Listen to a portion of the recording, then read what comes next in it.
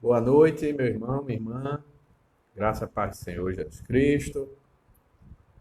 Você que vai chegando, estamos a 4 minutos do início do nosso culto.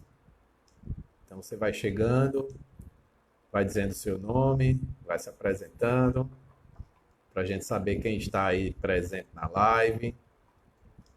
Já vejo aqui 3 pessoas, 4. A paz, irmã Keila, seja bem-vinda. Paz, Sabino, seja bem-vindo, meu irmão. A gente vai dando um tempinho só para bater o horário, faltam 3 minutos. Paz, Sirlene, seja bem-vinda, minha irmã. A paz, irmã Regina. Deus abençoe.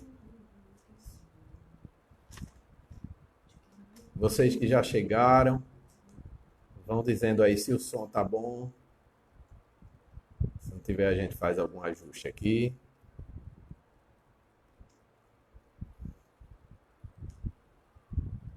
A paz do Senhor, irmã Bruna. A paz do Senhor, Banege.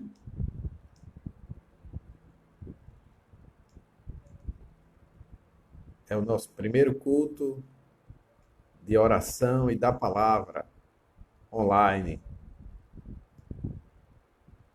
Então, você que vai chegando, vá se apresentando, dando a paz do Senhor, irmãos, irmãs. Daqui a 2 minutos nós iniciaremos o nosso culto.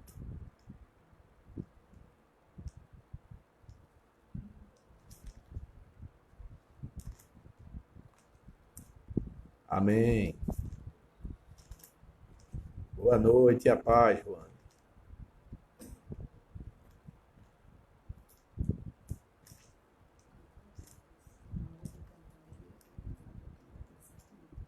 Amém, irmã Gina.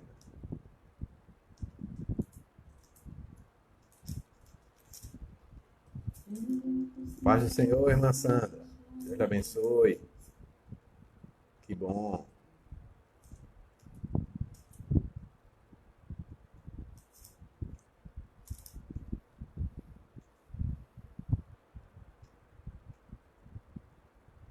Pronto. A paz do Senhor, irmão Florencio. Élica Félix. Deus abençoe. Amém, né? Esperamos que não tenhamos mais dificuldades de transmissão. Pelo menos esperamos que a transmissão não fique travando.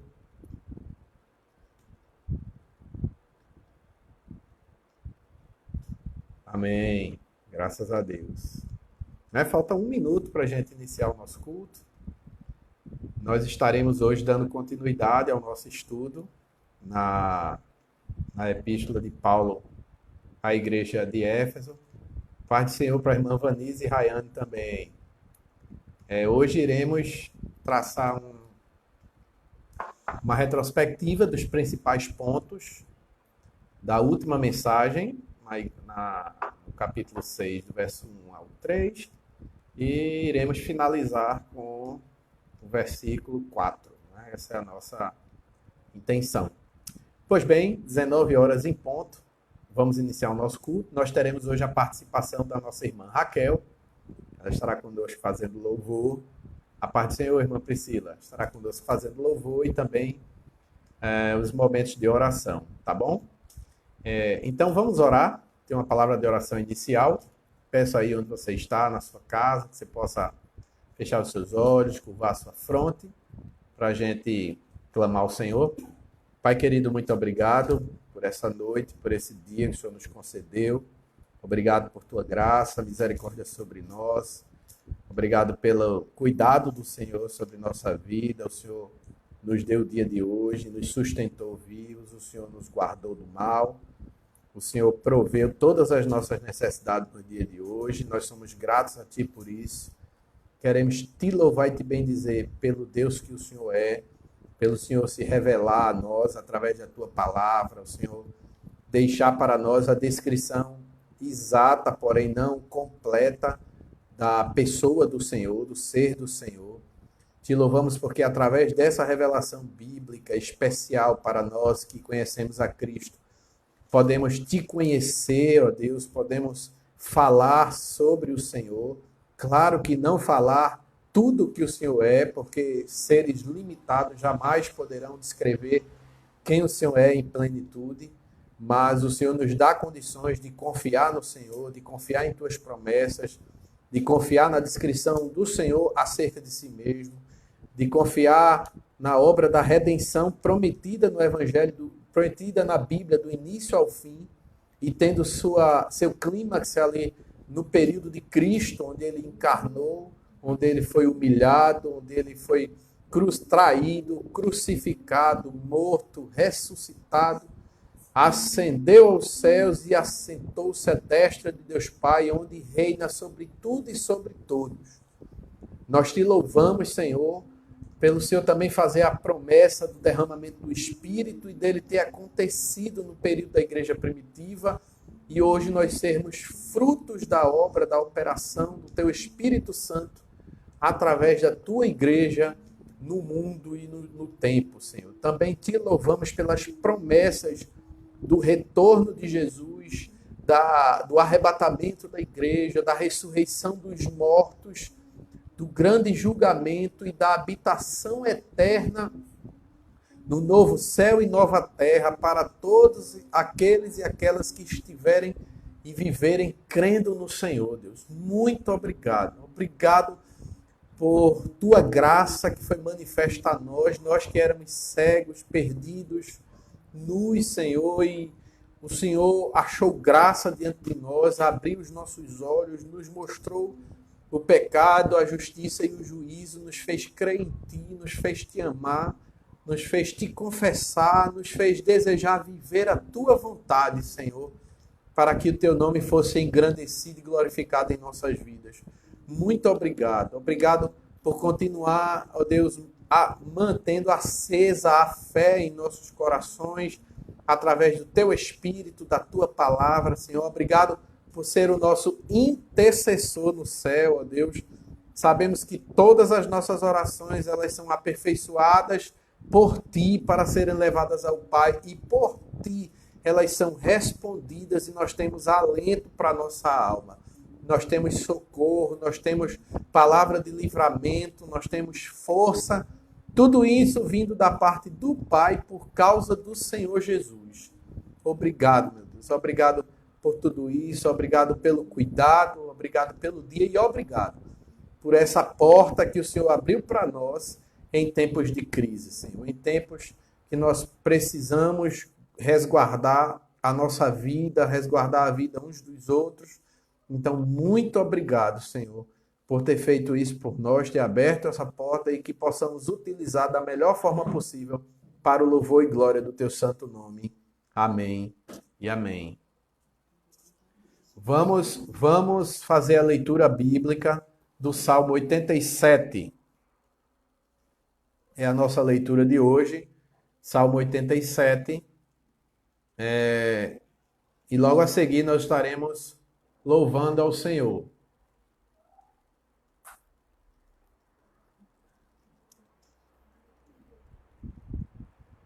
Salmo 87, diz a palavra do Senhor. Leia comigo. Fundada por ele sobre os montes, o Senhor ama as portas de Sião, mais do que as habitações todas de Jacó. Gloriosas coisas se tem dito de ti, ó cidade de Deus. Dentre os que me conhecem, farei menção de Raabe e da Babilônia. Eis aí a Filístia e Tiro com a Etiópia. Lá nasceram. E com respeito a Sião se dirá, este e aquele nasceram nela. E o próprio Altíssimo a estabelecerá. O Senhor, ao registrar os povos, dirá, este nasceu lá. Todos os cantores, saltando de júbilo, entoarão entoarão: todas as minhas fontes são em ti. Veja que palavra de convicção, onde o salmista conclui dizendo que todos os cantores, saltando de júbilo, entoarão, né, cantarão ao Senhor, dizendo: todas as minhas fontes são em ti. Que essa também seja a nossa canção de reconhecimento que em Deus está todas as nossas fontes, né? A fonte da vida, da provisão, do socorro, da saúde. Então, que possamos ter essa palavra de confiança ao nosso Deus. Então, nesse momento agora, nós iremos louvar o Senhor com nossa irmã Raquel, que estará nos conduzindo na adoração a Deus através dos cânticos.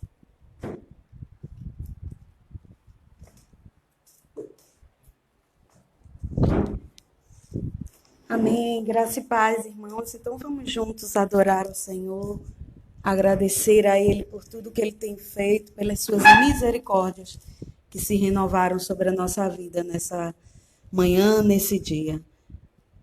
Grande é o Senhor e muito digno de louvor. Na cidade do nosso Deus, seu santo monte, a alegria de toda a terra.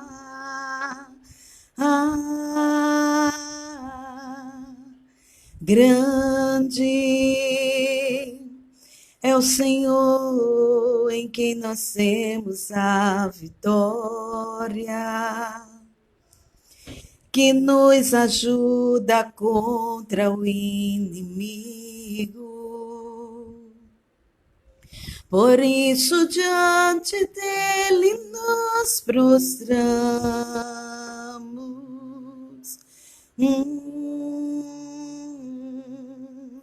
Queremos o teu nome engrandecer e agradecer-te por tua obra em nossas vidas. Confiamos em teu infinito amor, pois só tu és um Deus eterno sobre toda a terra e céus. Queremos o teu nome engrandecer e agradecer-te por tua obra em nossas vidas. Confiamos em teu infinito amor, pois só tu és um Deus eterno sobre toda a terra e céus, digno de glória e honra. Levantemos nossas mãos, te adoramos, ó Senhor, digno de glória e honra. Levantemos nossas mãos, te adoramos, ó Senhor, porque grande és tu, maravilhas fazes tu, não há outro como tu, não há outro igual a ti, porque grande és tu, maravilhas fazes tu, não há outro igual a ti, não há outro além de ti, digno de glória e honra. Levantemos nossas mãos, te adoramos, ó Senhor, digno de glória e honra. levantemos nossas mãos, te adoramos, ó Senhor, porque grande és tu, maravilhas fazes tu, não há outro igual a ti, não há.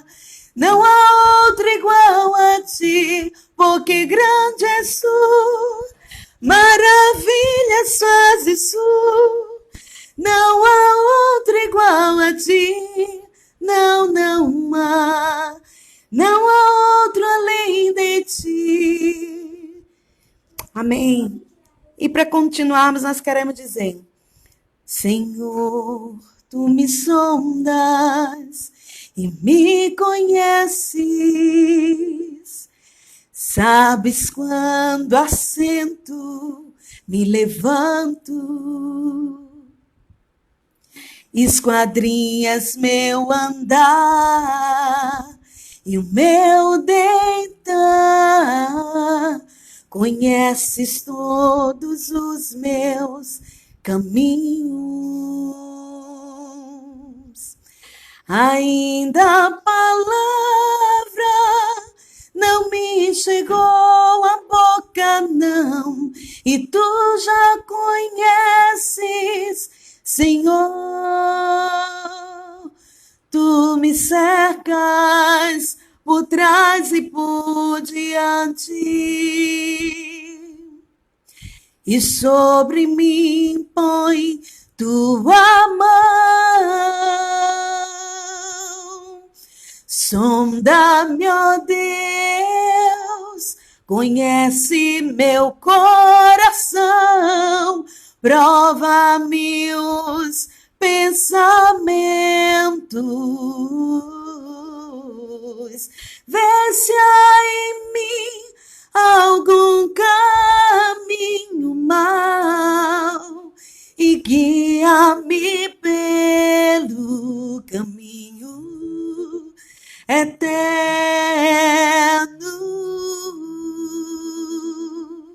Senhor, tu me sabes quando assento, me levanto, esquadrinhas meu andar e o meu deitar, conheces todos os meus caminhos. Ainda a palavra não me chegou à boca, não, e tu já conheces, Senhor. Tu me cercas por trás e por diante, e sobre mim põe tua mão. Sonda-me, ó Deus, conheces meu coração, prova-me os pensamentos,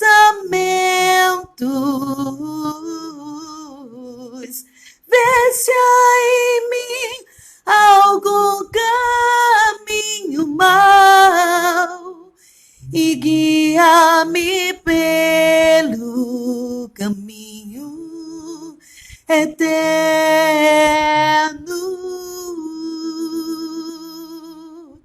e guia-nos pelo caminho eterno.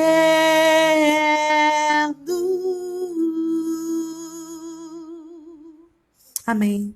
Que o Senhor continue nos abençoando.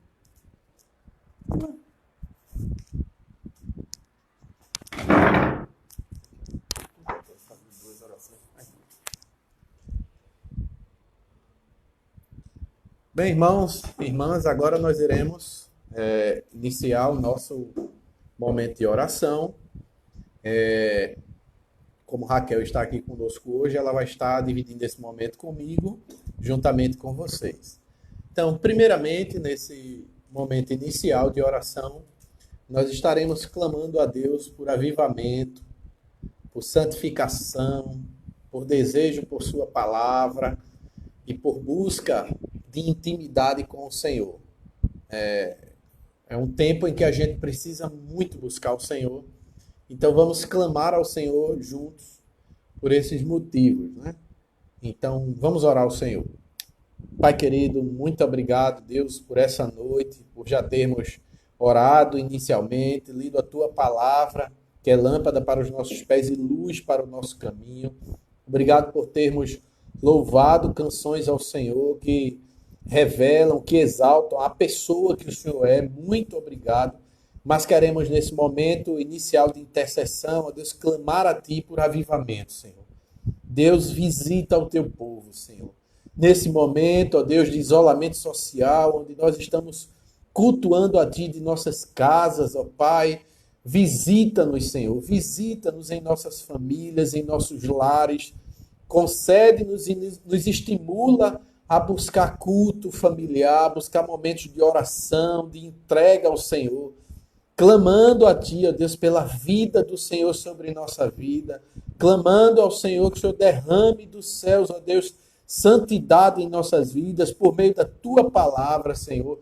É a Tua palavra quem nos santifica. O Senhor Jesus já disse isso em João 17:17. Santifica-os na palavra, a Tua palavra é a verdade. Então, Senhor, santifica-nos por meio, dá-nos sede da Tua palavra, Senhor. O Senhor também falou que bem-aventurados são aqueles que têm sede e fome de justiça. E isso significa querer viver e conhecer a Tua vontade, Deus. Então, nos ajuda, Senhor, nos visita nesse tempo de angústia, nesse tempo de aflição, nesse tempo de temor, Senhor, de incertezas, Deus. Visita a Tua igreja, Senhor. Visita abrindo as janelas do céu, derramando bênçãos espirituais sobre nós, derramando fogo em nosso coração, reacendendo a chama, Deus, que um dia ardeu em nós. Visita a Tua igreja, Senhor, com fé, nos concedendo mais fé, Senhor, para crer no impossível, crer no sobrenatural, crer e descansar nesse Deus que tudo pode e que tudo faz, e que faz muito além daquilo que pedimos, pensamos ou imaginamos através do Seu poder que opera em nós. Visita-nos, Senhor, nos fazendo Te buscar, Senhor, a querer mais intimidade contigo, a querer ter novas experiências com o Senhor, a querer ter um relacionamento íntimo com o Senhor, onde sejamos conhecidos por Ti. Visita-nos, Deus, visita-nos, e que essa visitação traga sobre nós, ó Deus, anseio pela proclamação da Tua verdade. Em tempos como este, ó Deus, nós temos inúmeras oportunidades de semear uma palavra de esperança em Cristo, uma palavra de segurança em Cristo, uma palavra de consolo nas Tuas promessas, Senhor, de que as bênçãos maiores do Senhor não são para esta vida, mas serão para a vida vindoura, Senhor, mas elas serão dadas para quem estiver em Ti, para quem estiver alicerçado no Senhor, para quem estiver vivendo, ouvindo e vivendo a Tua palavra como a casa fundamentada na rocha, Senhor. Então, Deus, visita a Tua igreja nesse tempo, no Brasil, em Pernambuco, nos demais estados, em Recife, Jaboatão, Olinda, Camaragibe, no mundo, Senhor, nos países perseguidos, na Europa, Senhor, nos Estados Unidos, nas Américas. Visita a Tua igreja, Senhor, nos enchendo de vontade de Ti, nos enchendo de anseio pelo Senhor, pela Tua obra, pelo serviço do Senhor, pela oração, Deus. Acende o nosso coração, que sejamos dados à oração, anelantes pela oração diariamente, Senhor, contando os minutos para nos encontrarmos contigo em nosso quarto secreto, que pode ser em qualquer lugar onde nós estivermos, Senhor. Ó Deus, obrigado, porque nós sabemos que orações desse tipo, Deus, se harmonizam com a vontade do Senhor na Tua palavra, porque é vontade do Senhor que nós vivamos cheios do Teu Espírito Santo. Então, Espírito Santo de Deus, derrama da unção do Senhor em nossos corações, inunda, Senhor, faz transbordar o nosso coração da unção do Senhor.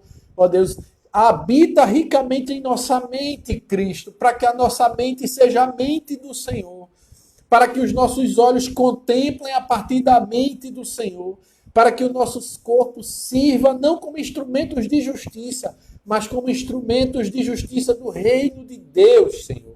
Então visita a tua igreja, Senhor. Nesse tempo, visita a tua igreja. Eu oro para que o Senhor vá em cada casa agora dos irmãos e irmãs que estão aqui conosco nessa live, participando desse culto de oração e doutrina. Que o Senhor visite cada lar aqui representado. Ó Deus, trazendo, Senhor, a unção do Senhor, a visitação poderosa e sobrenatural do Senhor, a transformação da nossa mente por meio da palavra, ó Deus, aplicada pelo Espírito, Senhor. Visita também os irmãos e irmãs que não puderam estar conosco na live. Visita a nossa parentela, os nossos vizinhos, Senhor, os nossos colegas de trabalho. Visita, Senhor. Visita e traz vida, vida do céu, a vida Zoe, que é a vida da qualidade do Senhor, Pai. Por isso nós já te oramos e te agradecemos, porque temos a esperança de que ainda em nossa geração nós viveremos e veremos um avivamento entre nós, Senhor. Esse é o nosso clamor, em nome de Jesus. Amém. Irmãos, iremos agora orar clamando a Deus pelo final da pandemia no mundo, no Brasil, Pernambuco, né? Então, nesse momento, eu quero convidar a Raquel para fazer essa oração. Então eu vou fazer esse momento de oração e Raquel, da crise. Bom, então eu vou do coronavírus no mundo, né? Sabemos que Deus tem o controle de tudo, né? Sobre todas as coisas, e queremos nesse momento nos prostrar diante dele, rogando por sua misericórdia sobre o mundo, sobre o Brasil, né? Também iremos fazer, juntamente nessa oração, um pedido, um clamor a Deus pela crise econômica que, de certa forma, já estávamos vivendo e agora possivelmente será agravada. Também incluindo aqui as pessoas que já perderam e ainda possivelmente perderão os seus empregos, pelos pobres, pelos nossos irmãos e irmãs que enfrentarão dificuldades financeiras. Então, nós iremos fazer esse clamor agora ao Senhor, rogando a Ele por sua graça nessas áreas, tá bom? Então, vamos orar ao Senhor. Pai querido, continuamos em oração a Ti nesse momento, porque sabemos que o Senhor é o Senhor de todas as coisas, Pai. Sabemos que tudo no mundo está debaixo do controle providencial do Senhor. Nada fugiu das tuas mãos, nada saiu dos teus planos, porque ninguém, nenhuma força qualquer pode frustrar os planos do Senhor. Por isso nós oramos confiantemente no Senhor, porque cremos nisso, Pai. Então te pedimos, ó Deus, que o Senhor tenha misericórdia do nosso país, da nossa cidade, do nosso estado, das cidades do nosso estado, dos estados do Brasil, Senhor. Te pedimos que o Senhor tenha misericórdia e encerre, meu Pai, essa pandemia. Te pedimos que o Senhor faça isso também no mundo, Senhor, nos Estados Unidos, na Espanha, na Itália, Senhor, na China, em todos os países, ó Deus, que estão sendo fortemente afetados, ó Pai, pelo coronavírus. Milhares de pessoas já morreram ao redor do mundo e várias cidades e estados ao redor do mundo já estão em isolamento social, ó Deus, cada vez mais severo, assim como nós estamos avançando nisso também semanalmente. Então te pedimos, Deus de misericórdia, Deus de compaixão, Deus de graça, Deus de amor, tem misericórdia de nós, Senhor. Tem misericórdia, Senhor. Nós te pedimos perdão, Senhor, pelos pecados da nossa nação, pelos pecados do mundo, Senhor, as pessoas que não te conhecem e que têm cometido atrocidades, ó Deus, contra o teu nome, afrontando o Senhor, afrontando a tua palavra. Nós te pedimos perdão, Senhor, por elas. Também queremos te pedir perdão pelos nossos pecados como igreja do Senhor, meu Deus. Porque antes do Senhor tratar, antes do Senhor disciplinar o ímpio, o Senhor disciplina a tua igreja, Senhor. Então tem misericórdia de nós, Senhor. Se isso é juízo por causa dos nossos pecados, a tua palavra nos ensina que se o teu povo que se chama pelo teu nome se humilhar e orar e te buscar e se converter dos maus caminhos, o Senhor nos perdoará e sarará a nossa terra, Senhor. Então, Deus, tem misericórdia, perdoa os nossos pecados. Perdoa, Senhor. Nós já entendemos que devemos viver gloriosamente para o Senhor, de viver buscando a face do Senhor a cada dia. Nós já entendemos que precisamos estar mais confiantes em Ti do que em nossas forças, do que em nossas habilidades, Senhor, do que em nossas experiências. Nós já entendemos que como igreja devemos ser testemunhos das virtudes do Senhor e temos envergonhado o Teu nome como igreja. Então, Senhor, nos perdoa, Deus. Tira a Tua mão de juízo sobre nós, sobre a nação, sobre as nações. Traz alívio, Senhor. Traz cura, Senhor, para as pessoas enfermas. Livra-nos da mortandade, Senhor, da pestilência que tem nos assolado. Ó Deus, e traz dias sãos novamente, Senhor. Traz dias tranquilos novamente para nós. Nós clamamos a Ti, Senhor. Nos prostramos diante de Ti, humilhados, Senhor. Ainda que não fisicamente, mas espiritualmente com a face no pó, rogando a Ti por Tua misericórdia e compaixão. Queremos também, Senhor, orar pela crise econômica que já havia e que continua se agravando com cada vez mais esse isolamento social mais intenso, Senhor. Queremos Te pedir porque muitas pessoas já foram demitidas dos seus trabalhos, outras entraram em férias coletivas, ainda outras estão em férias forçadas, fora de tempo, Senhor. E outros, ó Deus, que trabalham no comércio informal, não tem nem o que fazer mais, porque não há mais tantas pessoas na rua, o trânsito de pessoas já diminuiu bastante e ele já não tem mais com quem comercializar os seus produtos. Senhor, nós sabemos que isso trará um impacto profundo, Senhor, um impacto devastador, não só na economia do Brasil, mas na economia de cada família brasileira, Senhor. Então, tem misericórdia de nós, Senhor, tem misericórdia. Os preços dos alimentos já estão aumentando absurdamente, Senhor. Também algumas coisas já estão faltando. Tem misericórdia, Senhor.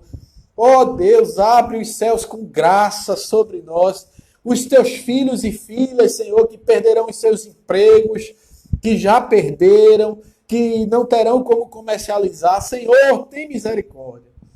Ó Deus, derrama também sobre nós confiança e estratégias em Ti para vencermos esse momento, porque de alguma forma a Tua palavra nos ensina que o Senhor cuida do Teu povo de forma especial.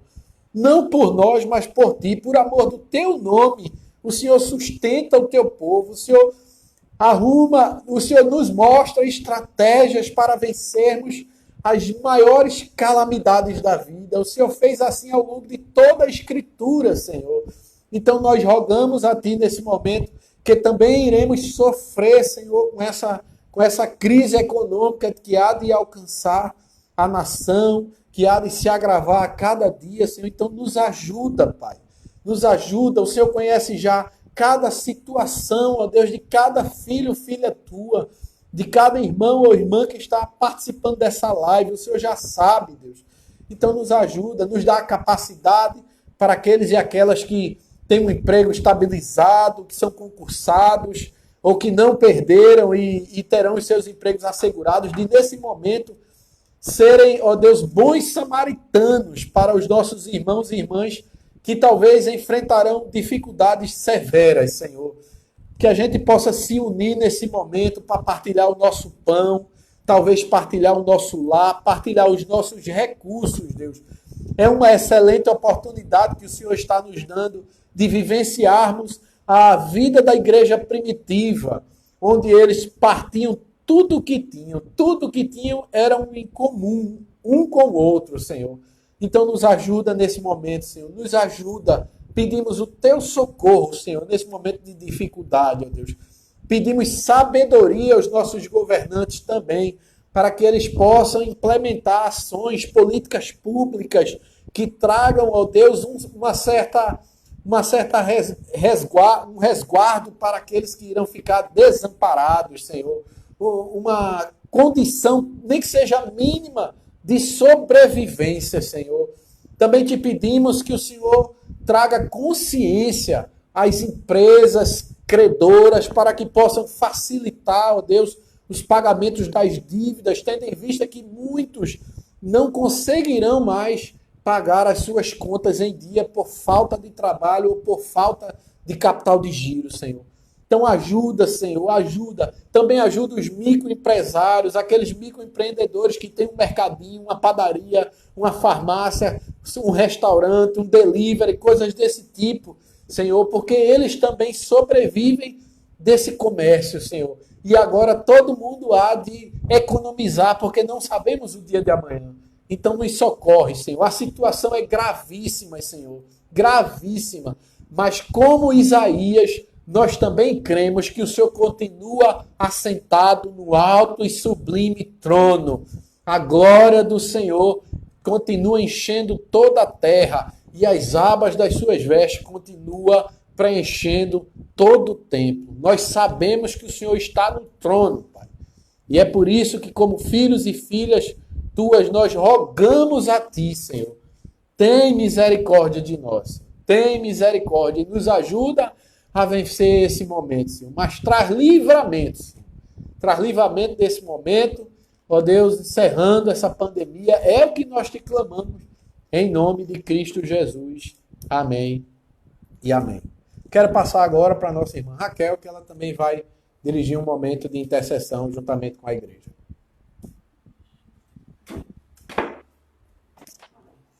Tu vai e volta, né?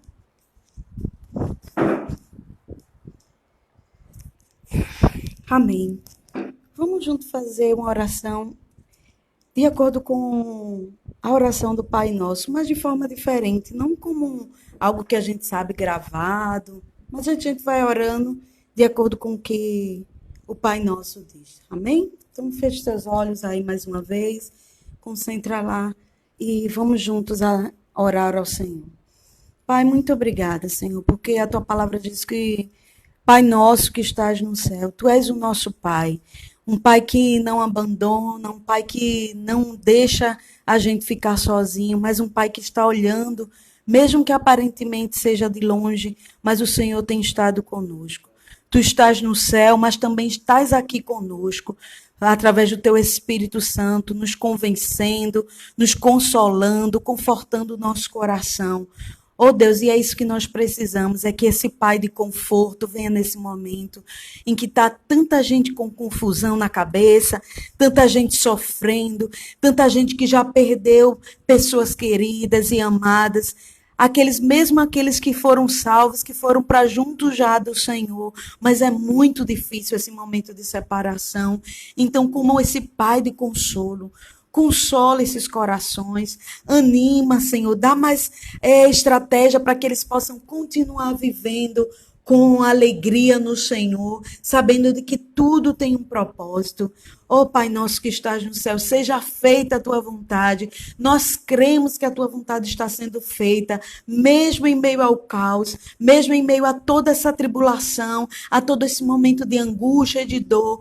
O Senhor tem reinado, o Senhor está no trono, o Senhor tem dito e falado as Tuas palavras de que nos últimos dias seria assim, e louvado seja o Teu nome, porque a Tua palavra diz que quando nós vemos essas coisas é porque o fim está próximo. Nós Te louvamos, Senhor, por esse momento, nós Te louvamos porque o Senhor nos disse o que aconteceria, o Senhor não nos deixou no vácuo, não, mas o Senhor revelou para nós e disse que em meio a tudo isso Tu estarias conosco. Oh Deus, então faz a Tua vontade, mesmo que nós não entendemos, nós sabemos que o Senhor está fazendo a Tua vontade, mesmo que nós não vemos ou não entendamos e talvez nem venhamos a entender, mas nós queremos exercitar a nossa fé de acreditar que o Senhor é o Deus que tem a última palavra para todas as coisas.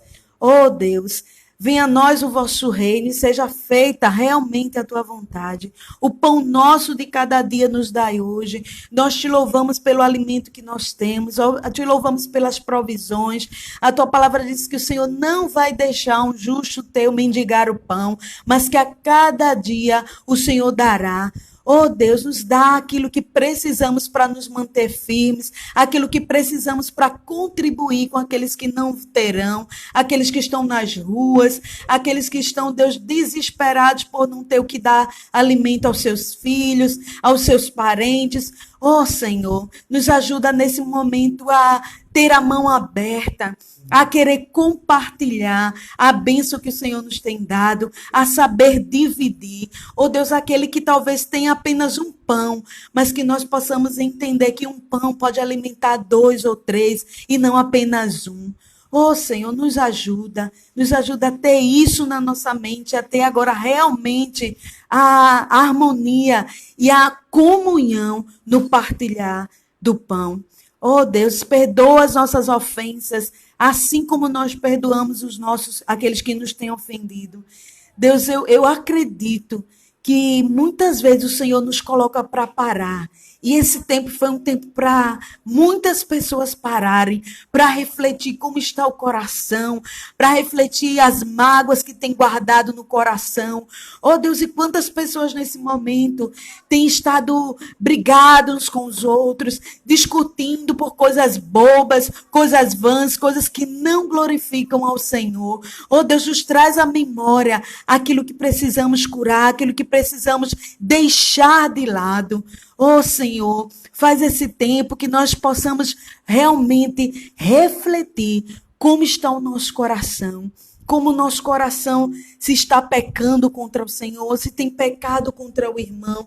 E se assim for, Deus, traz à nossa memória aquilo que nos traz esperança, mas traz à nossa memória aquilo que precisamos confessar e deixar diante do Senhor. E talvez seja um momento de mandarmos alguma mensagem, de escrevermos alguma carta, ou até ligarmos e pedir perdão, porque talvez seja o nosso último momento juntos. Eu não sei, Senhor.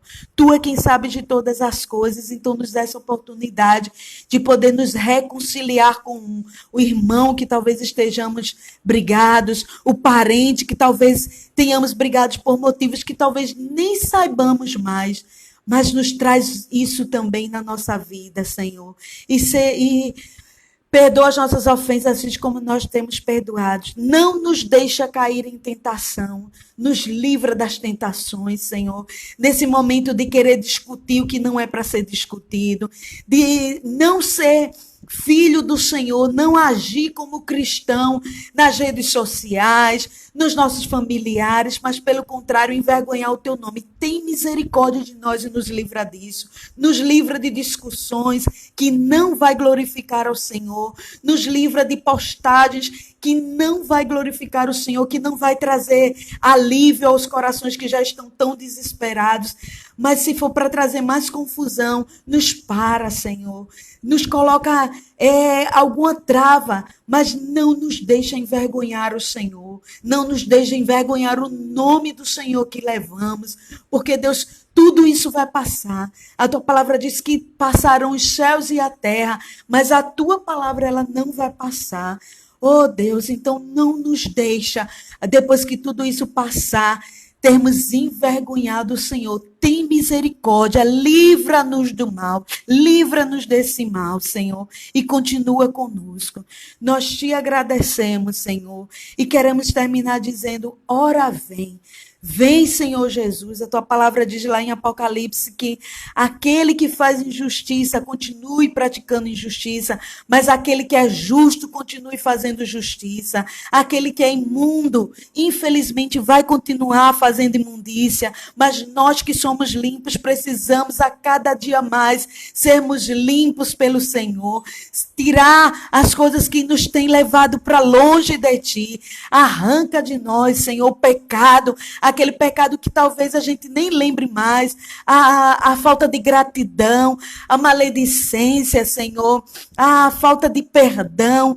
Oh Deus, limpa-nos, Senhor. A tua palavra diz que o Senhor nos tem na tua árvore, foi o Senhor quem nos plantou em ti, e que a cada dia o Senhor irá poldar mais aqueles que são teus. Nós queremos isso, Senhor, é pedir, nos polda, Senhor, e molda-nos a imagem e semelhança do Senhor. É isso que pedimos. Nos faz agora sermos verdadeiros cristãos nas nossas práticas, nas nossas ações, no compartilhar o pão, no dividir uma palavra de conforto, de consolo, de quando pudermos ir socorrer alguém. Mas, Senhor, nos ajuda a ser luz, a ser sal nesse mundo. Em nome de Jesus, é isso que nós te pedimos. Amém. Eu só queria terminar lendo um texto lá de Apocalipse, antes do pastor pregar. Lá em Apocalipse 22, que diz assim: Então me disse a profecia desse livro. Só um minuto.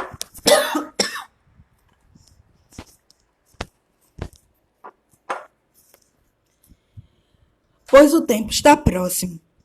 Continue o injusto a praticar injustiça. Continue o injusto. Continue o imundo na imundícia. Continue o justo a praticar a justiça. E continue o santo a santificar-se. Eis que venho em breve.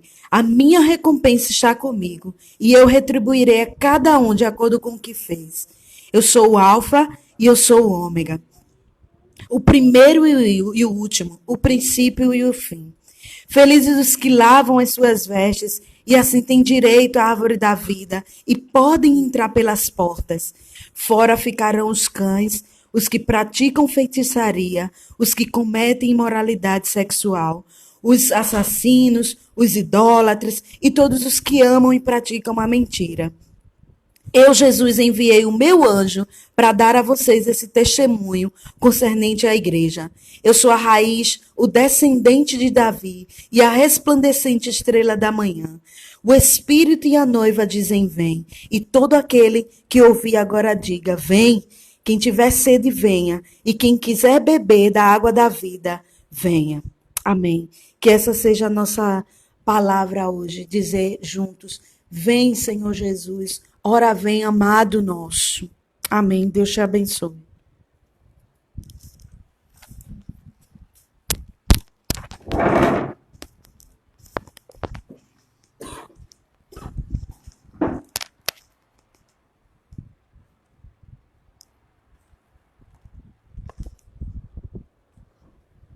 Irmãos, eu ainda queria fazer um último momento de intercessão pelos nossos missionários.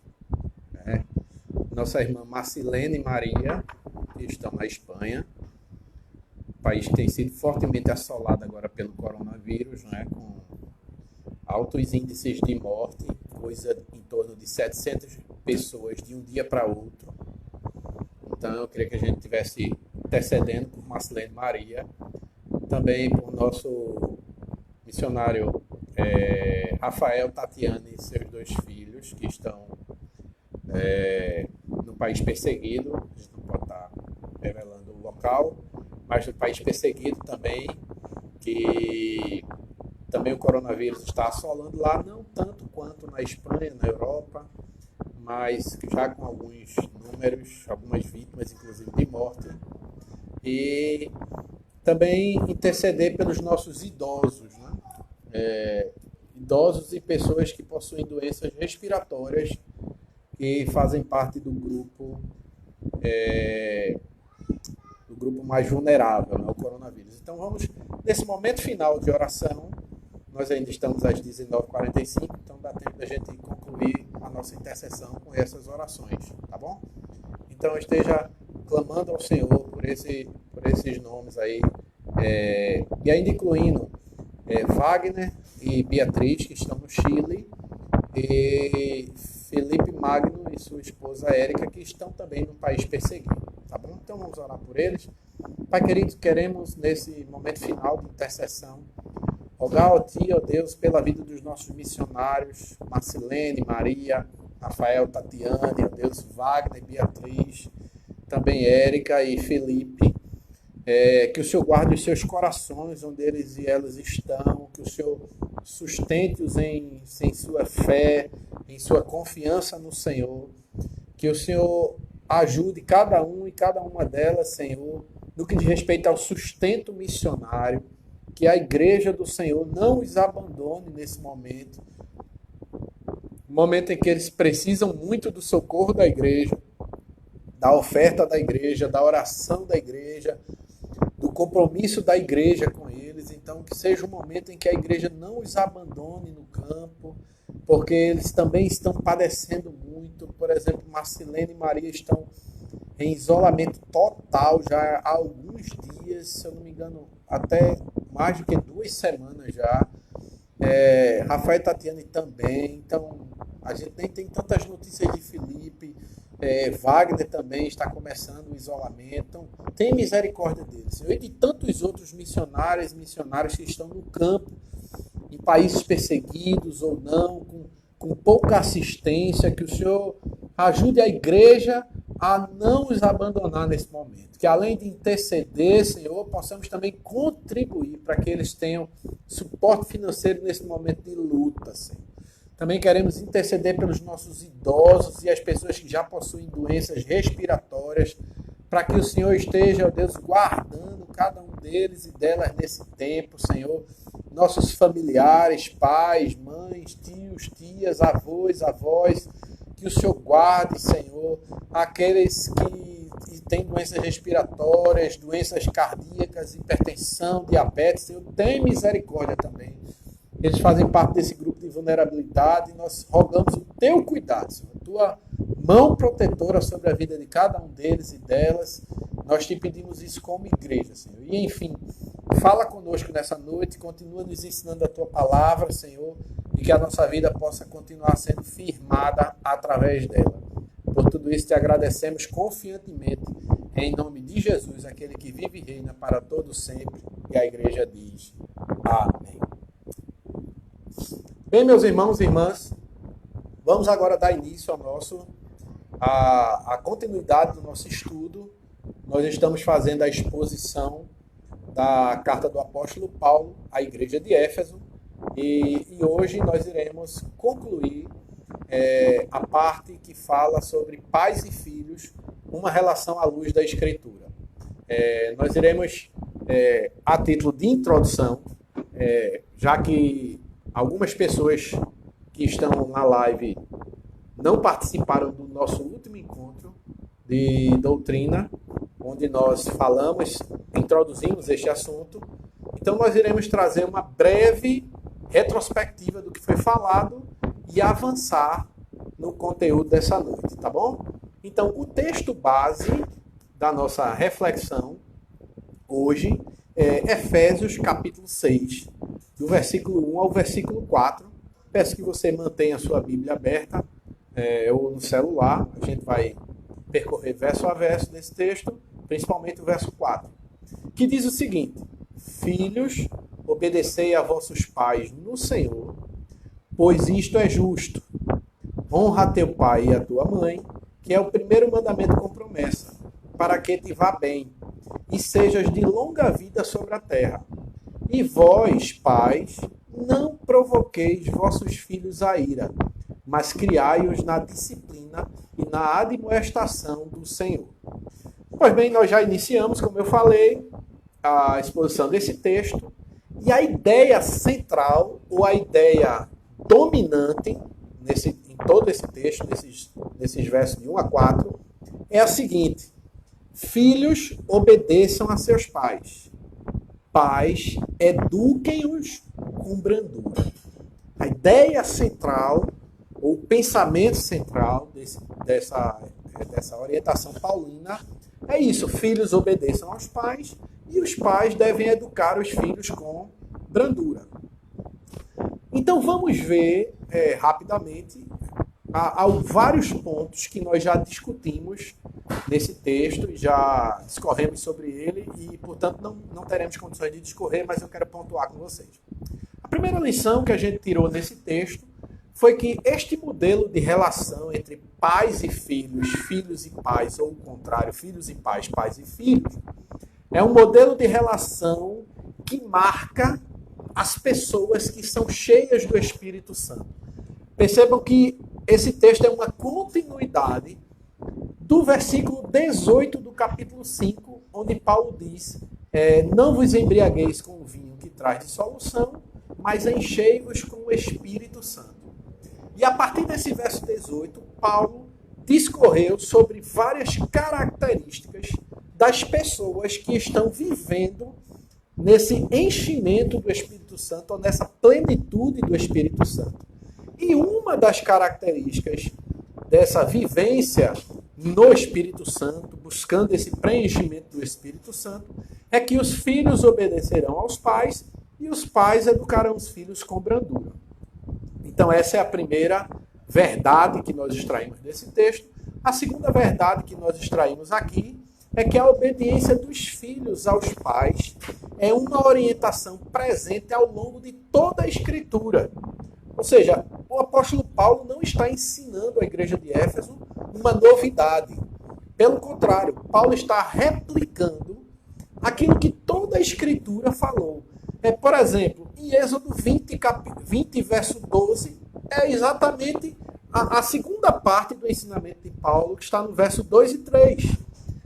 Êxodo 21, do 15 ao 17, Levítico 20, verso 9, Deuteronômio 5,16, que inclusive faz parte da promessa que o apóstolo Paulo estabelece, ou melhor, da promessa que o mandamento de Êxodo 20, 12 estabelece para aqueles que obedecem aos pais, que honram aos pais.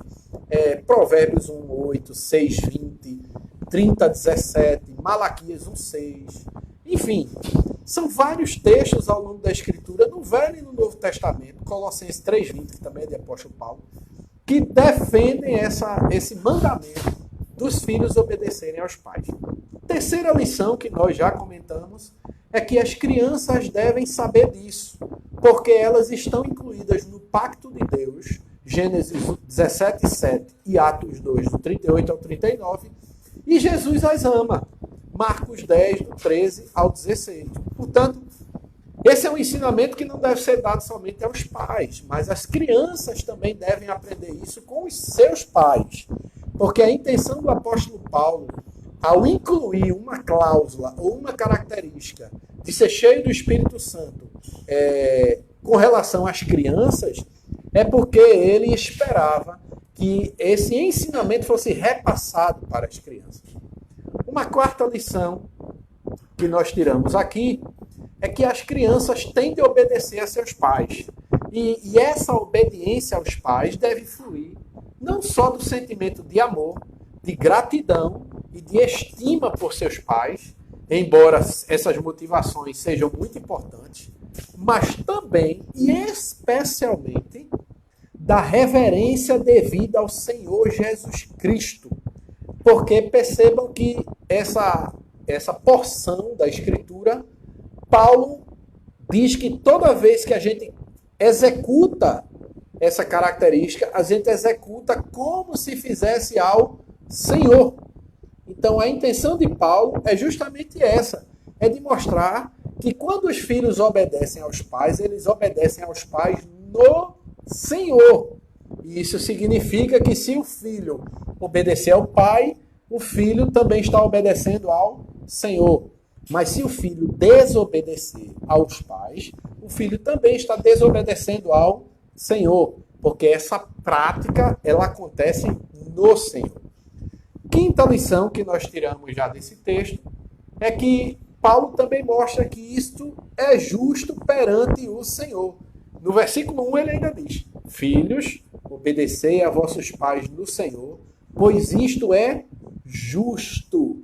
E obviamente a ideia de justiça aqui não é uma ideia fruto de filosofia, não é uma ideia fruto de antropologia, de sociologia, naquilo que no mundo dos homens é determinado como justo ou injusto, mas a justiça no olhar de Deus. Porque é Deus quem determina o padrão de justiça. É Deus quem diz o que é justo e o que é injusto. Por isso, quando o filho desobedece a seus pais, ele está cometendo uma injustiça com os pais e com o Senhor. Porque Deus é esse padrão de justiça ou esse determinante do que é justo ou não é justo. Sexta lição que que nós já tiramos desse texto é que os filhos devem a sua existência a seus pais. É outro motivo pelo qual os filhos devem obedecer aos pais. Em certa medida, só existem os filhos porque existem os pais. Então, os filhos dependem dos pais e, por dependência, eles devem obediência aos pais. É uma questão ética. O filho obedecer ao pai.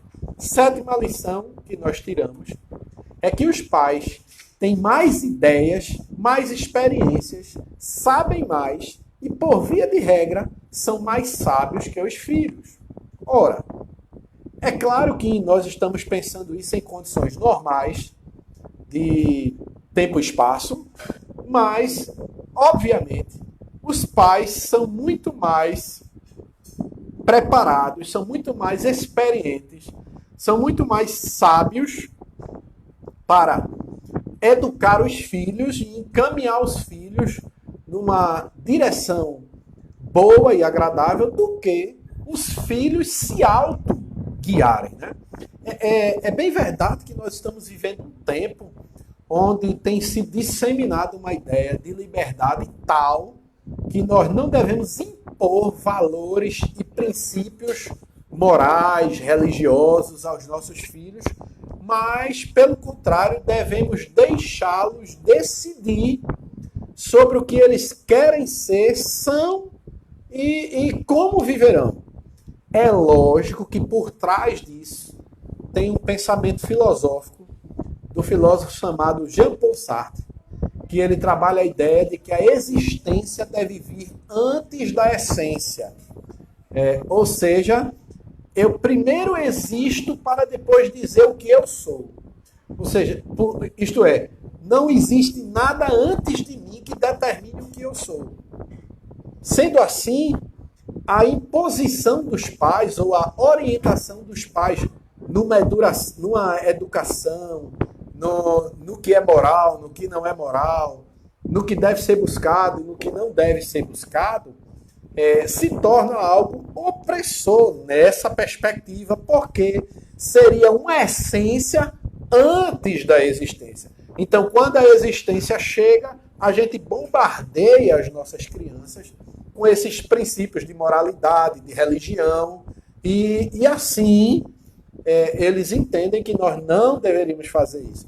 Pois bem, o que nós estamos aprendendo aqui, de acordo com a Escritura, é que os pais são mais gabaritados para ensinar os seus filhos e para orientá-los no que diz respeito a princípios morais, valores morais, princípios éticos, tradição religiosa e coisas desse tipo, né?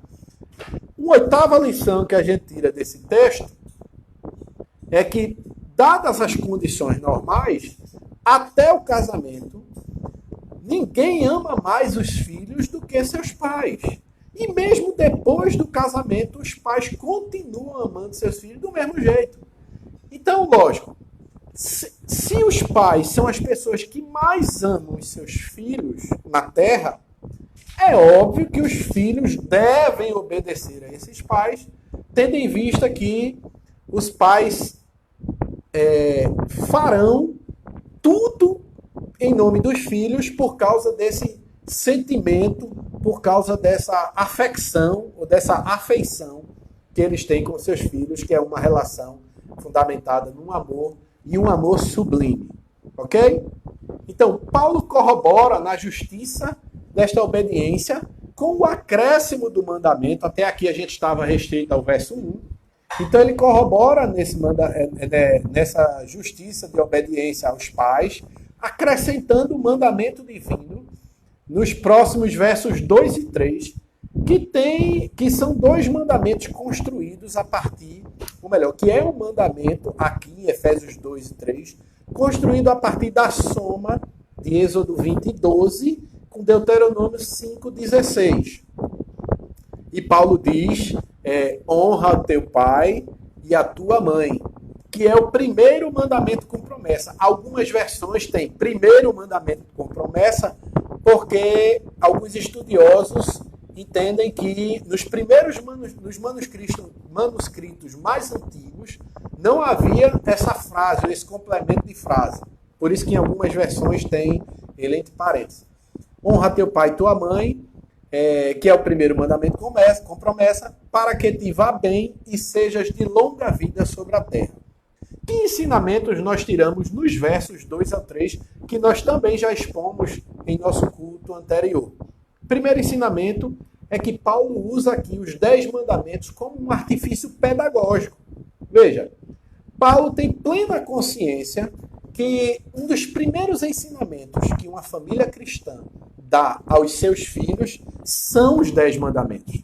Né? Por exemplo, em escola bíblica dominical, em culto infantil, isso é uma temática sempre presente, que é a instrução das crianças a partir dos 10 mandamentos.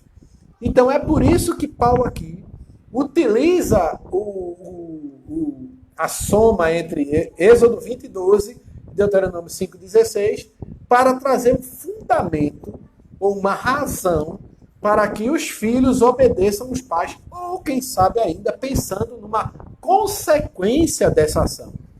Quais são as consequências na vida dos filhos que obedecem aos pais?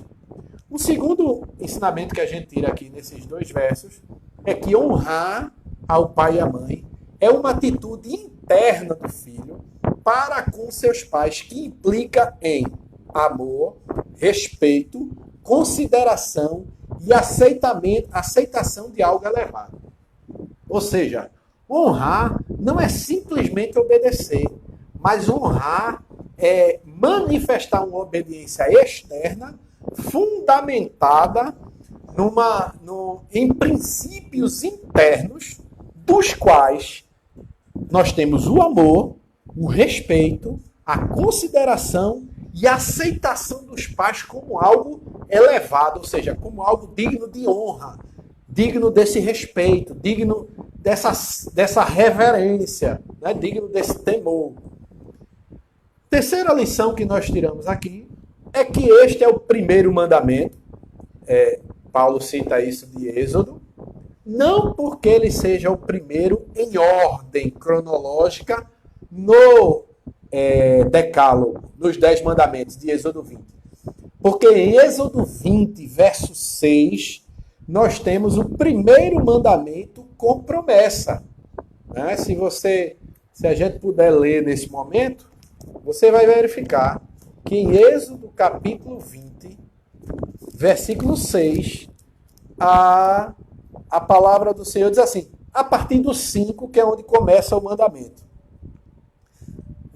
Não as adorarás, nem lhes darás culto, porque eu sou o Senhor, teu Deus, Deus zeloso, que visita a iniquidade dos pais nos filhos até a 3ª e 4ª geração daqueles que me aborrecem, e faço misericórdia até 1000 gerações daqueles que me amam e guardam os meus mandamentos. Percebam que este versículo 6 do capítulo 20 de Êxodo já traz uma promessa. Então, seria equivocada a declaração de que esse mandamento de Êxodo 20 e 12 é o primeiro mandamento com promessa, já que o primeiro veio no verso 6. Então, o que Paulo quer dizer que esse mandamento é o primeiro mandamento com promessa é no sentido de importância. Né? E você percebe a importância desse mandamento quando você abre a Bíblia, por exemplo, em Levítico capítulo 19. Levítico 19 é o texto que traz um tratado sobre santidade no Antigo Testamento. Como é que eu vivo em processo de santificação no Antigo Testamento, no período da lei mosaica? Na prática. Capítulo 19 ensina isso. E olha o que diz o capítulo 19. Disse o Senhor a Moisés, fala a toda a congregação dos filhos de Israel e dize-lhes, : santos serei, porque eu, o Senhor, vosso Deus, sou santo. Isso é a introdução. Vocês devem ser santos, porque eu, que sou Deus de vocês, sou santo. Ponto. Qual é o primeiro mandamento prático que Deus manda Moisés dizer ao povo de Israel? Preste atenção, verso 3. Cada um respeitará a sua mãe e o seu pai, e guardará os meus sábados. Veja que antes mesmo de falar do sábado, do dia do Senhor, Deus coloca o mandamento do respeito aos pais. Então, esse mandamento de honrar pai e mãe, ele é o primeiro mandamento em importância. Quarta lição que nós tiramos, já entrando na parte das consequências de honrar pai e mãe, a importância desse mandamento está nas promessas que dizem: para que te vá bem e sejas de longa vida sobre a terra. Né? Ou seja, nós temos aqui duas promessas. E Paulo quer dizer que os filhos que honram aos pais, ou seja, os filhos que obedecem, que respeitam, que amam, que consideram, que têm os pais como algo elevado para a sua vida, esses filhos terão prosperidade em sua vida. Eles serão bem-sucedidos. Por quê? Porque ouvindo as pessoas que possuem mais experiência do que eles, certamente eles errarão muito menos do que aqueles filhos e filhas que não ouvem as experiências e a sabedoria dos seus pais. Sendo assim, quem não ouve poderá quebrar mais a cabeça, poderá errar mais, falhar mais, colher mais frutos indignos dos seus comportamentos do que aqueles e aquelas que ouvirem atentamente os conselhos dos pais. No entanto, qual é o problema disso, meus irmãos e minhas irmãs? É que minha mãe já dizia desde pequeno, se conselho fosse bom, não se dava, vendia. Porque a gente costuma dar mais valor àquilo que nós temos que pagar alguma coisa, que tem um preço para nós. E os conselhos dos pais são conselhos gratuitos, né? A gente dá de graça. E aí os filhos não atentam bem para as orientações de pessoas mais experientes, como os seus pais. Né? O quinto ensinamento que nós tiramos aqui é que para os judeus, obedecer e honrar os pais são deveres para com Deus, pois os pais representam a autoridade divina na família. Veja, nós dividimos o decálogo, nós ocidentais, em duas partes. A primeira, do verso 1 ao 4, onde nós atribuímos os mandamentos a Deus. E a segunda, a primeira, do primeiro mandamento ao quarto, onde nós atribuímos a Deus, e a segunda, do quinto mandamento ao 10º, onde nós atribuímos esses mandamentos de relacionamento. Nos judeus, não. Para os judeus, a primeira tábua dos mandamentos que diz respeito a Deus, ela vai do primeiro mandamento ao quinto. E detalhe, qual é o quinto? Honra o teu pai e a tua mãe. Portanto, para os judeus, honrar o pai e a mãe é uma forma de honrar a Deus. E a questão é simples. Como o homem é o cabeça do lar, o cabeça do lar recebe essa autoridade para governar o seu lar da parte de Deus. E toda autoridade constituída na terra, ela é um reflexo da autoridade constituída no céu.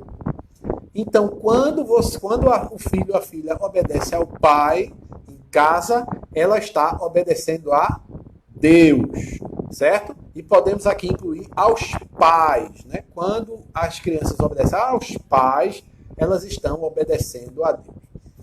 E a sexta lição e a última lição aqui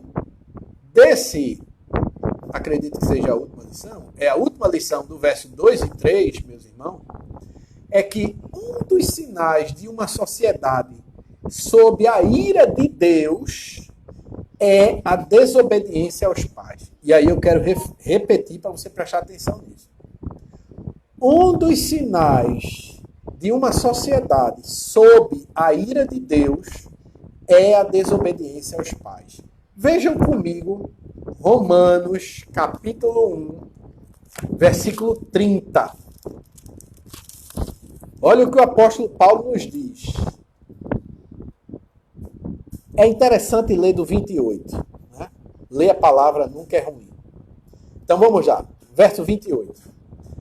E por haverem desprezado o conhecimento de Deus, o próprio Deus os entregou a uma disposição mental reprovável para praticarem coisas inconvenientes, cheios de toda injustiça, malícia, avareza e maldade, possuídos de inveja, homicídio, contenda, dolo e malignidade, sendo difamadores, preste atenção agora, caluniadores, aborrecidos de Deus, insolentes, soberbos, presunçosos, inventores de males, desobedientes aos pais.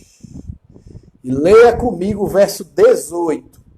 A ira de Deus se revela do céu contra toda a impiedade e perversão dos homens que detêm a verdade pela injustiça.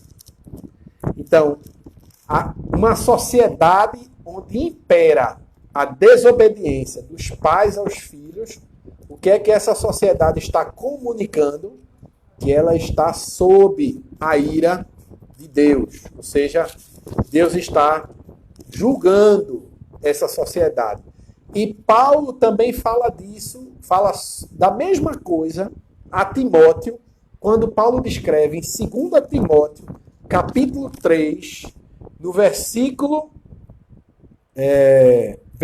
2, Paulo descreve quais serão as características dos últimos dias, que, segundo ele, são dias terríveis ou dias difíceis. Verso 2 ele diz: pois os homens serão egoístas, avarentos, jactanciosos, arrogantes, blasfemadores, desobedientes aos pais. Sendo assim, meus irmãos e irmãs, existe uma profunda ligação entre a impiedade e a falta de moralidade e de comportamento decente. Ou seja, uma sociedade que não prioriza uma vida piedosa, que é uma vida aos pés do Senhor, que é uma vida, digamos assim, de forma até geral, religiosa, que mantém uma tradição religiosa, mas para nós, de forma bem específica, que mantém uma tradição cristã, cristocêntrica, uma sociedade que não vive isso, ela imediatamente manifestará uma falta de moralidade e de comportamento decente. E foi isso que nós lemos nos dois textos, tanto em Romanos, capítulo 1, versículo 30, quanto em 2 Timóteo, capítulo 3, verso 2. E a única esperança, meus irmãos e irmãs, de recuperar algum grau de justiça na vida é através de um avivamento da piedade. Meus irmãos, eu não quero ser pessimista, mas a política não mudará o mundo. As organizações que buscam paz não mudarão o mundo. A educação pode até trazer melhoria, mas não mudará o mundo. O que muda de fato o mundo, o que muda de fato um ser humano, é a graça manifesta de Deus através de Cristo Jesus, o Evangelho do Senhor. A única possibilidade de mudança na humanidade, meus irmãos, é o poder do Evangelho.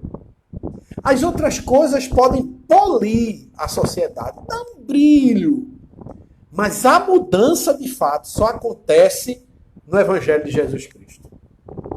Podemos, então, dizer com isso que a situação atual da nossa sociedade é fruto do desconstrucionismo, que vem desconstruindo os paradigmas e tradições da nossa sociedade, do povo, porque, querendo ou não, culturalmente nós somos cristãos. Né? Culturalmente nós somos um país cristão.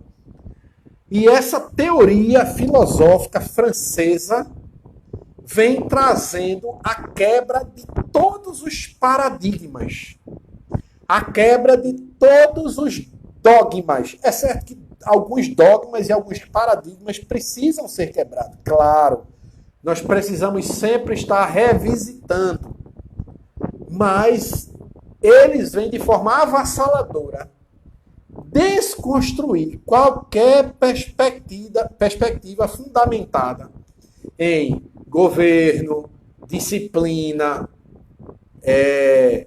autoridade, submissão. Isso são palavras opressoras numa perspectiva desconstrucionista.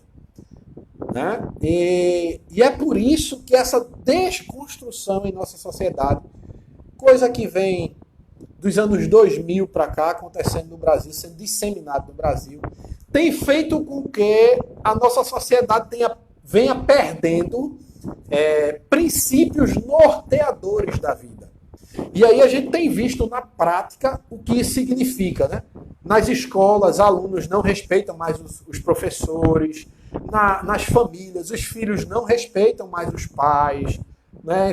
Na rua, ninguém respeita mais ninguém respeita mais autoridades. Enfim, é uma quebra de paradigmas.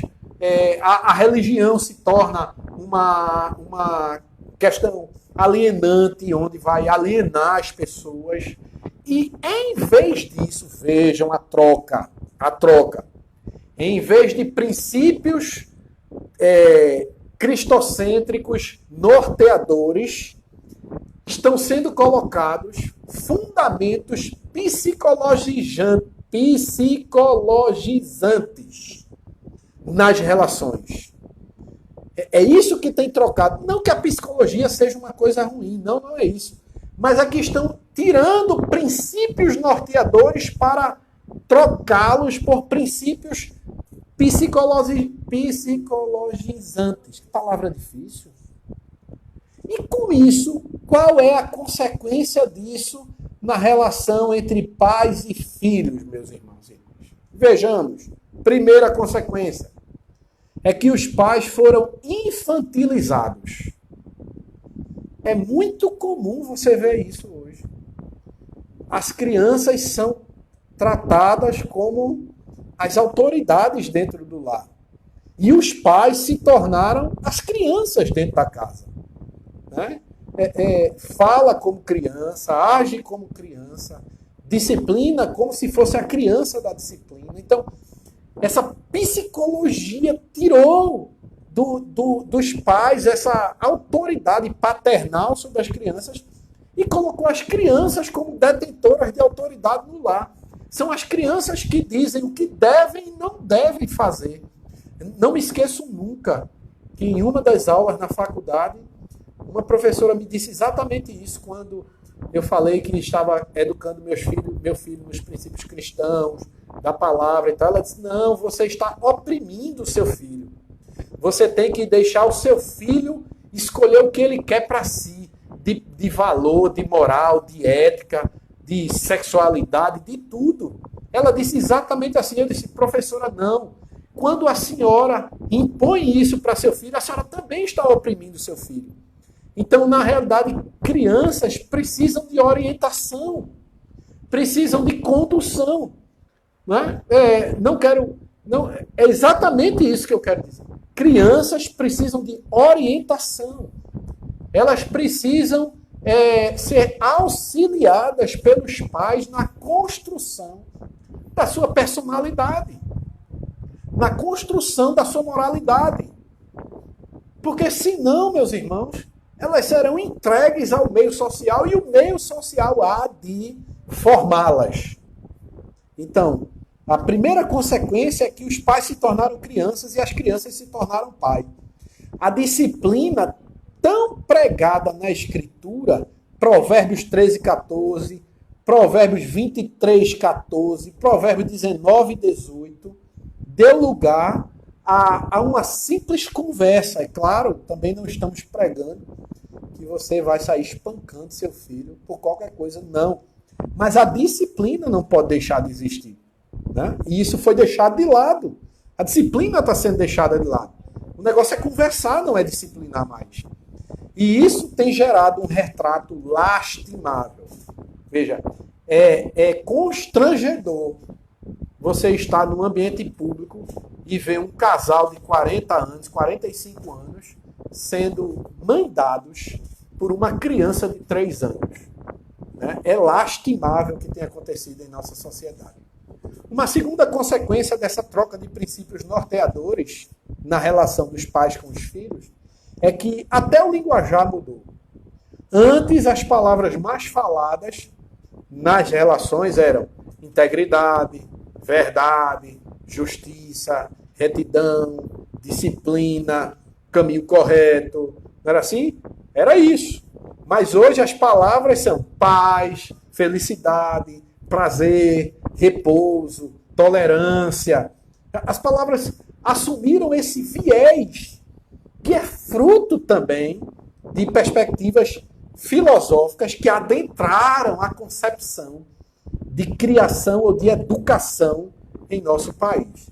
Mas a palavra de Deus nos diz que os filhos devem honrar pai e mãe. É isso que ela nos ensina. Portanto, tendo posto isso, chegamos ao verso 4, onde o apóstolo Paulo deixa de ensinar as crianças na sua relação de obediência com os pais e agora passam a ensinar os pais na sua relação de educação com respeito às crianças. E o verso 4 nos diz o seguinte: e vós, pais, não provoqueis. A ideia de provocar aqui é uma ordem. Paulo está dando uma ordem aos pais. Ele está dizendo, pais, não provoquem. Não é um conselho, é uma ordem. Não provoqueis vossos filhos a ira, mas criai-os na disciplina e na admoestação do Senhor. Embora aqui no verso 1, pais indique tanto pai quanto mãe, aqui no verso 4, o termo é masculino. Ou seja, Paulo está se referindo aqui exclusivamente aos pais, homens. E nós temos duas razões, ou melhor, Paulo tem duas razões para se referir exclusivamente aqui aos homens, e não ao homem e à mulher, ao pai e à mãe. Primeira razão, porque os pais, como os cabeças das suas famílias, são os responsáveis pela educação do lar, tanto dos filhos quanto da esposa. Então, maridão, você, meu irmão, que está assistindo essa live, participando do nosso culto de doutrina, Deus está falando com você agora, viu? Sou eu não, é Deus. E o que é que Deus está lhe dizendo? É que você é responsável pela educação cristã da sua casa, da sua esposa e dos seus filhos. É você, sou eu. Deus vai cobrar isso de mim e de você. É a gente que tem que buscar o povo para orar, buscar o povo para ler a Bíblia, buscar o povo para estudar, incomodar, para que isso aconteça. É nós que devemos manter a regularidade da família no culto. É nós que devemos incentivar a família a estudar a Bíblia. Somos nós, viu? Não é papel da esposa não, viu, maridão? Até a esposa precisa ser discipulada por você e por mim.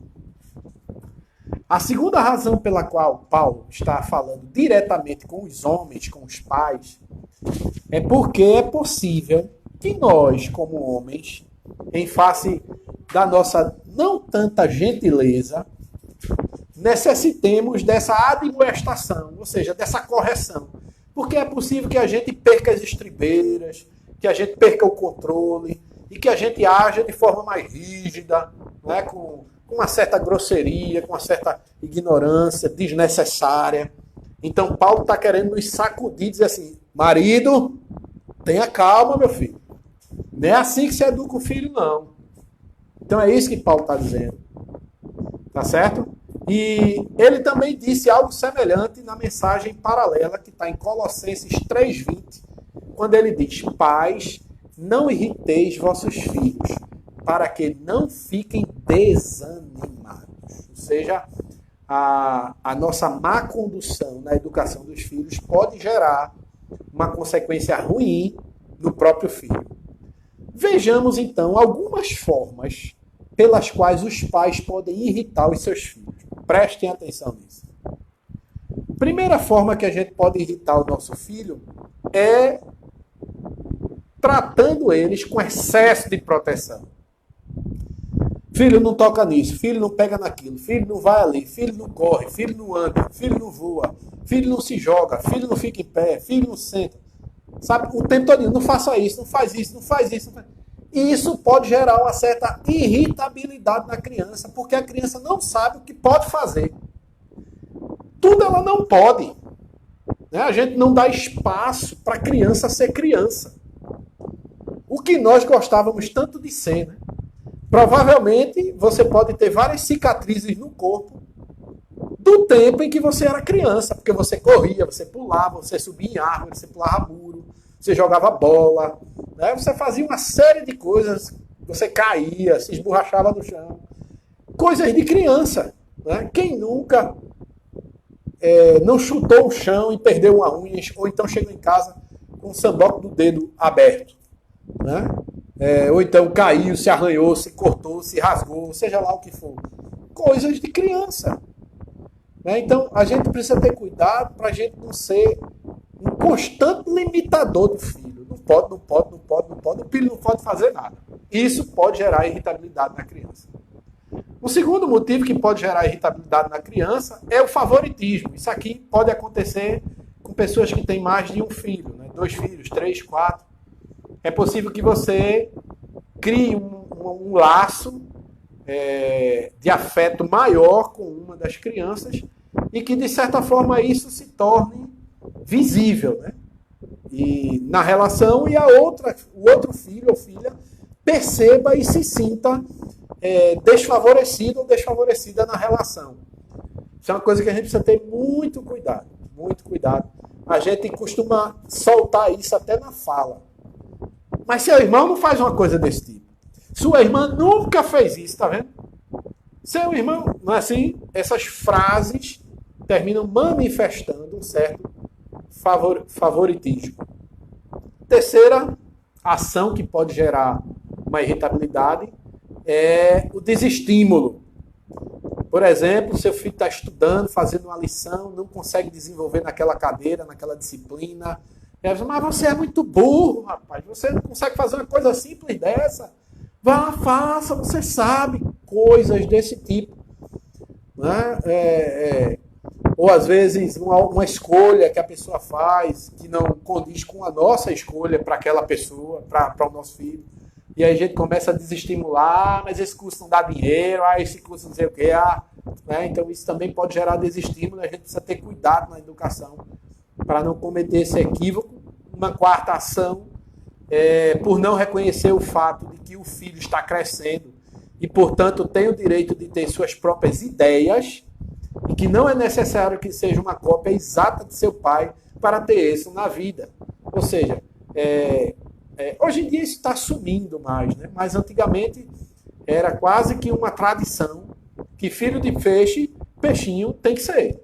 Então, se o pai fosse advogado, o filho tem que ser. Se o pai fosse médico, tem que ser. Se o pai fosse comerciante, o filho tinha que ser. Se o pai fosse... Né, tudo que o pai era, o filho tinha que ser. E o filho tinha que pensar igual ao pai, o filho tinha que concordar com as mesmas coisas do pai. Então, era meio que botar um filho numa caixinha. Gente, eu já vi muita coisa dar errado, porque o pai ou a mãe quis fazer do filho ou da filha aquilo que eles eram. Quis fazer do filho a sua imagem e semelhança. Né? Não faça isso. Os seus filhos, os nossos filhos, eles têm a sua identidade e eles também terão as suas escolhas. A gente tem que, lógico, acompanhar e orientar na medida do possível para que eles façam boas escolhas e não mais escolhas. Mas eles terão as deles e nós precisamos respeitar porque eles são diferentes de nós. Quinta ação que pode gerar irritabilidade é a negligência, é nós negligenciarmos os nossos filhos. E hoje isso é muito comum, tendo em vista o grande ativismo que a vida pós-moderna ou moderna tem trazido sobre nós, às vezes a necessidade também de honrar grandes compromissos em nossa vida, tem nos feito estar um pouco fora de casa ou muito fora de casa, e com isso a gente termina negligenciando os nossos filhos. Então é muito importante a gente Nessa parcela de pessoas que estão isoladas, tem uma grande parte que está precisando trabalhar de casa, né?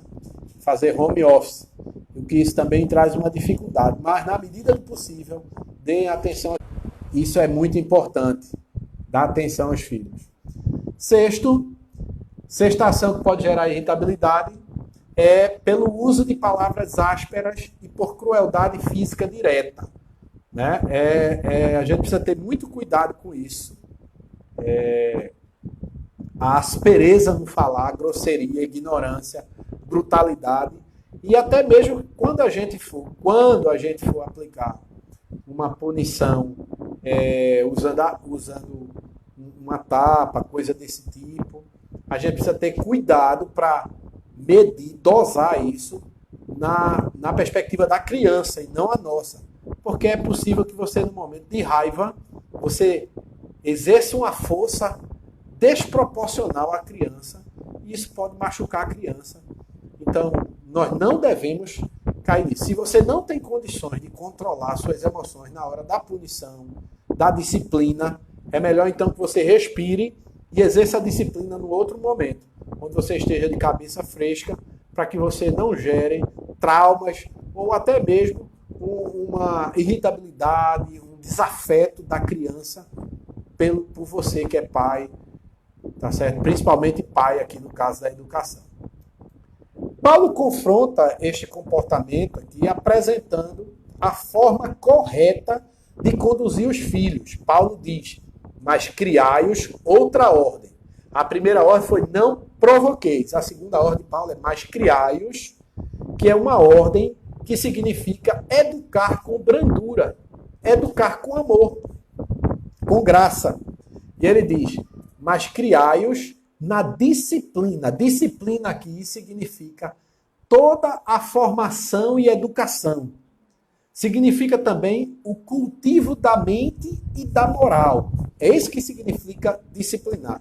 É educar a criança, cultivando a mente dela, ou seja, plantando coisas boas, saudáveis, e ele vai dizer de onde deve vir isso, saudáveis na mente e na moralidade da criança, através da admoestação, que é um conselho preventivo sobre algo, ou uma correção, através de uma correção falada, conselho preventivo sobre algo, através de uma correção falada, no Senhor ou do Senhor. Então, os pais, e também incluo também aqui as mães, devem prover os filhos com alimento mental e espiritual. É nosso papel como representantes de Deus em nossa casa, principalmente os homens, o cabeça da família, alimentar a mente das crianças com coisas da parte de Deus e coisas e virtudes morais que têm como fundamento as virtudes do reino de Deus. Então nós devemos nutri-los e nutri-las com brandura. Devemos encorajá-los e encorajá-las carinhosamente. Entretanto, meus irmãos, usar de brandura, de carinho, de amor, não exclui firmeza. Não exclui firmeza, disciplina, punição. Essa educação deve ser na disciplina, que a gente já falou aqui, que é a ideia da formação da educação. Ou seja, a disciplina é uma educação por meio de regras e normas recompensadas e, se necessário for, com castigos. Ou seja, a gente deve exercer uma educação estabelecendo normas e regras, tanto com recompensas para os acertos, como com castigo, se necessário for, para os erros, para as desobediências. E você tem várias formas de castigar, não é somente bater, mas você pode colocar a criança num local da casa para ela refletir, você dizer a ela por que ela está naquele local, refletindo sobre o seu erro. Aí você pode impedi-la de, durante algum tempo, participar de alguma atividade de lazer, ou coisas desse tipo, mas sempre explicando qual é a razão por trás daquela disciplina. Outro aspecto dessa educação é a admoestação, que é educar eficazmente por meio da palavra falada. seja ela de ensino, de advertência ou de estímulo. E essa ideia que Paulo lança aqui sempre se refere ao que se diz à criança. Ou seja, a admoestação vai estar sempre ligada ao que você diz à sua criança no exercício da educação, da disciplina dela. Sirlene falou que está mudo. Gostaria de um feedback de mais alguém aí, para saber se vocês estão conseguindo ouvir. Então, aqui está normal. Então, é alguma coisa, Sirlene, na sua transmissão aí, ou no seu celular, ou no computador, tá bom? Dá uma olhada. Bruniele falou aqui que está normal. Pronto, então Regina também. Então é alguma coisa sua. Continuando, então essa ideia da disciplina pela admoestação se refere sempre ao que nós iremos dizer às crianças, tá certo? Toda essa disciplina e admoestação deve ser no Senhor, pais. Veja, a gente precisa ter cuidado quando o sangue ferve, né? Essa expressão, ela é muito conhecida dos pais, né? Quando o sangue ferve, às vezes o nosso sangue ferve, né? A gente fica um pouco à flor da pele. Então a gente precisa lembrar que toda a educação da criança, assim como a disciplina da criança, que é na admoestação, quer seja na admoestação, quer seja na punição, na disciplina, a gente precisa sempre fazer isso de acordo com o Senhor. Porque a gente precisa entender também que Deus é o exemplo de paternidade. E nós, como pais, devemos seguir este exemplo de paternidade que é o Senhor. Imagine, então, se toda vez que nós errássemos contra Deus, lá de cima ele descesse o cajado sobre nós. O que é que sobraria de nós? Me diga aí. Obviamente nada, né? Não sobraria nada. Então, na disciplina, nós também devemos ter misericórdia, compaixão. O que não significa ausência de disciplina, mas é aquilo que a gente já falou desde o início, a disciplina em brandura, uma disciplina em amor e uma disciplina que visa a correção, não a destruição. O objetivo da disciplina não é destruir a criança, o objetivo da disciplina é colocar ou conduzir a criança no caminho que ela deve seguir, que é o caminho do Senhor. Este deve ser, portanto, o caráter da disciplina. Também devemos acrescentar à disciplina o nobre exemplo de vida e conduta cristã, porque as crianças aprenderão mais com o que veem do que com o que ouvem. Então a gente deve unificar a nossa fala, o nosso ensino, a nossa orientação com a nossa prática. Porque senão, imagine só, meu filho, você vai ler a Bíblia, é importante ler a Bíblia. Mas seu filho nunca lhe vê lendo a Bíblia. Meu filho, é importante orar, vamos orar. Mas seu filho nunca lhe flagra orando. Tá entendendo? Então, é necessário que tudo que você diga ao filho, o filho contempla em você. Né? Você não é coerente você ensinar princípios ao filho onde você mesmo falha naqueles princípios. Então, você tem que ser o exemplo da sua pregação dentro de casa. Tá certo? Então, isso é muito importante. Toda a atmosfera em que a educação é dada deve ser de tal que o Senhor ponha sobre ele o selo de aprovação. Esse é outro princípio. A nossa educação tem que ser feita de tal forma, em harmonia, em coerência, com a forma pela qual Deus nos educa, ao ponto de que Deus do céu possa selar a nossa educação. Dizer assim, eis aí o meu servo em quem eu tenho prazer. E é assim que a gente tem que educar nossas crianças. É difícil, vai dar trabalho? Vai. Mas a gente precisa iniciar o trabalho para depois cobrar de nossas crianças. Outra observação importante é: nem o Estado, nem a sociedade e nem mesmo a igreja é primariamente responsável por educar a juventude, ainda que todas essas entidades tenham vital interesse na questão e também boa medida de responsabilidade a respeito do assunto. Ou seja, ainda que a igreja, o Estado, as escolas se proponham a ensinar, a educar, isso é um papel vital dos pais. E como eu disse, e como Paulo disse, principalmente do pai, tá certo? A gente não deve substituir a nossa educação no lar pelas educações externas, ok? Sob a economia divina, as crianças pertencem antes e acima de tudo aos pais. Então somos nós que somos os primeiros responsáveis ou as peças fundamentais na educação das nossas crianças. São os pais que devem velar até onde lhes seja possível para que as agências que exercem grande influência sobre a educação da criança sejam definitivamente cristãs. Nós também temos esse papel nos dias de hoje. Cuidar para que nossos filhos sejam inseridos em agências educadoras que pensem como nós.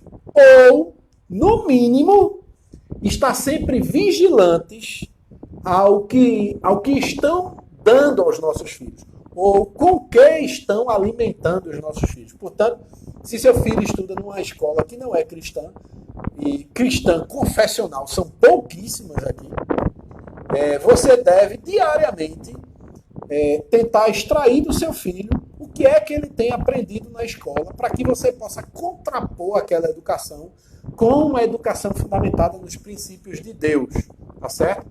Porque o próprio coração da educação cristã é conduzir o coração da criança ao coração do Salvador. É isso que nós devemos ter como princípio fundamental da educação das nossas crianças. Portanto, meus irmãos e minhas irmãs, realizemos nosso papel de educadores para a glória de Deus Pai. Amém? Que nós possamos ser educadores segundo o coração de Deus, que conduzindo assim nossas crianças a serem homens e mulheres segundo o coração de Deus, para que este mundo em trevas, que precisa da manifestação da glória dos filhos de Deus, possam olhar para nossos lares, nossas famílias, nossas crianças e perceber a diferença que Cristo faz no coração de uma pessoa. Tá bom? O mundo precisa de nós agora. O mundo precisa de uma palavra de esperança. E a educação cristã dos nossos filhos é uma das formas pelas quais nós podemos transmitir esperança para esse mundo tão caído. Que Deus te abençoe nesse dia de hoje. Você, sua família, seus filhos, suas filhas, toda a sua parentela. Se você acha pertinente compartilhar esse culto de hoje com alguém da sua família que está enfrentando dificuldades na criação dos seus filhos, compartilhe. Esse vídeo vai ser compartilhado publicamente na página da igreja. Compartilhe e estejamos sempre orando para que em nossos lares nossas crianças sejam profundamente influenciadas pela mente de Cristo, pela palavra de Cristo, pela verdade de Cristo, porque Deus escolheu a igreja para manifestar os sinais da sua glória. Então vamos orar, meus irmãos e minhas irmãs, encerrando o culto dessa noite. Quero lembrar desde já os irmãos que no próximo domingo de manhã nós teremos a nossa escola bíblica dominical às 9 da manhã, com as duas salas acontecendo simultaneamente. A EBD da revista estará tratando do capítulo, acho que é o capítulo 6, estará falando do capítulo 6, com o nosso pastor Jefferson. Então você vai procurar no Facebook a live do pastor Jefferson, tá certo? E eu estarei paralelamente com a EBD da Confissão de Fé, onde irei trabalhar o tema a comunhão entre os santos, tá certo? A comunhão da igreja, tá bom? E no domingo à noite também, às 18h30, nosso culto de celebração ao Senhor. Também quero lembrar que todas as manhãs nós estamos disponibilizando na página do Facebook da igreja e também no Spotify e no Deezer uma mensagem de 5 a 7 minutos falando sobre seguros em Deus, uma exposição do Salmo 91. Você pode estar acompanhando e também compartilhando essa porção da palavra de Deus diariamente com as pessoas que vocês acham que precisam ouvir. Tá bom? Vou tentar deixar, Keila, o link do perfil do professor. Tá certo, vou deixar. Então, vamos agradecer ao Senhor por mais esse culto de louvor e adoração a Ele. De louvor e adoração ao Senhor. E em nome de Jesus. Pai querido, obrigado, Senhor, por mais esta noite, por mais esse culto de oração e doutrina. Rogamos que o Senhor esteja aplicando essa palavra aos nossos corações para não pecarmos contra Ti e para sermos exemplo na educação das nossas crianças neste mundo, Senhor, nos dias de hoje. Nos ajuda a ser fiel a Ti, ó Deus, e cumprir a Tua vontade. Que o Senhor nos abençoe e nos guarde, que o Senhor faça resplandecer sobre nós o seu rosto, que o Senhor tenha misericórdia de nós, que o Senhor levante sobre nós a Tua face e nos dê a paz. Agora e para todo sempre, a igreja diz amém. Deus te abençoe, ótima semana, nos encontramos aqui domingo de manhã para mais um momento com a palavra do Senhor. Deus te abençoe, em nome de Jesus.